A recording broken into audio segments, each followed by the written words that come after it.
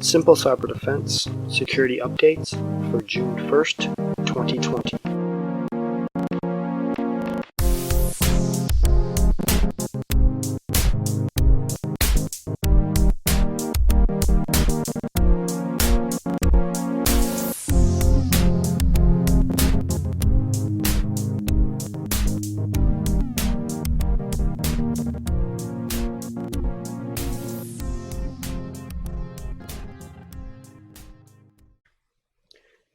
Welcome back to the Simple Cyber Defense podcast. In this episode, we're going to be talking about malware that's attacking WhatsApp and other popular messaging apps. An Excel spreadsheet hack involving COVID-19 and a critical vulnerability involving Android operating systems and hacking of passwords. So let's begin. First start off, we will discuss the malware that is hacking WhatsApp and stealing private information from users. So what exactly is going on? So a new malware called Wolfrat is targeting messaging apps such as WhatsApp, Facebook Messenger, and Line. Right now, this seems to be affecting mostly places in Thailand, but this could be a problem that could spread to other parts of the world. So it's important to understand what's going on and how to protect yourself. So the attackers are using a Trojan that once installed on the phone, it starts collecting data on the phone and then sends it to the attackers. So how is this happening? So the Trojan is being packaged in a way that will trick the user into downloading what they think is a Google Play or Flash update. Once the Trojan is installed, the data is collected and sent to the hackers. So how can you protect yourself? The first thing you can do is to ensure that you do not have Flash on your Android device. There is no reason for it. If you cannot remove Flash from your Android device, consider updating to a newer Android device, if possible. The next thing to do is to ensure that the updates are coming directly from Google and not a third party. The way this is done is through a measure that Google has put in place that is called Google Play Protect. This will ensure that the updates are from Google and not from third parties, because Google always signs their apps with specific signatures that identifies them coming from Google and not from third parties. So the best thing to do is to go into your settings and then scroll down to the bottom where it says about the phone or about tablet or about some kind of Android device, and then look for Android security patch level. And then from there, it will guide you on how to update your device. And it is very critical that you do these steps, not go through some third parties, because that's how the Trojan is getting into the devices. People most likely are doing third-party apps instead of doing the tried and trusted way through Google to ensure that their updates are actually coming from Google. So the next thing that is going on is Microsoft is warning to look out for this massive COVID-19 Excel phishing attack. So what is going on is emails are circulating to people to look like it's coming from the Johns Hopkins Center.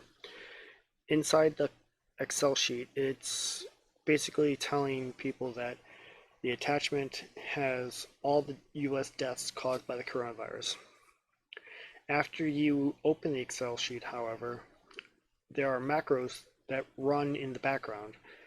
Macros are basically like little scripts that allows certain things to happen behind the scenes without the user's knowledge or even needing them to do anything. So once the macro runs, a malware is installed that installs a remote admin tool. What this allows is the attacker to have complete control over your system. So what can be done to stop this? Well, the first thing that we can do is to really be careful what attachments we are opening. If you are really concerned about specifics about the COVID-19 deaths, I suggest going to the CDC website directly and see what they put up as official reports. Don't use email attachments that people put through, because most likely they're going to be malicious, because hackers will find any way to get into your system, even using pandemics like this to push through, because people are afraid right now and they want to be safe, and it's sad that they will go through such lengths to get into people's systems, but they would. Right, so the last thing we're talking about is critical threats that puts your passwords at risk for Android devices. Now, this one was not really caused by Google Play Store breach or a malicious app that going through. But however, this is a little bit complicated, but every Android device running version 9 or lower now runs the risk of having their phone getting hijacked and their password stolen. If your phone is running an older version, you need to really update immediately. So how is this happening?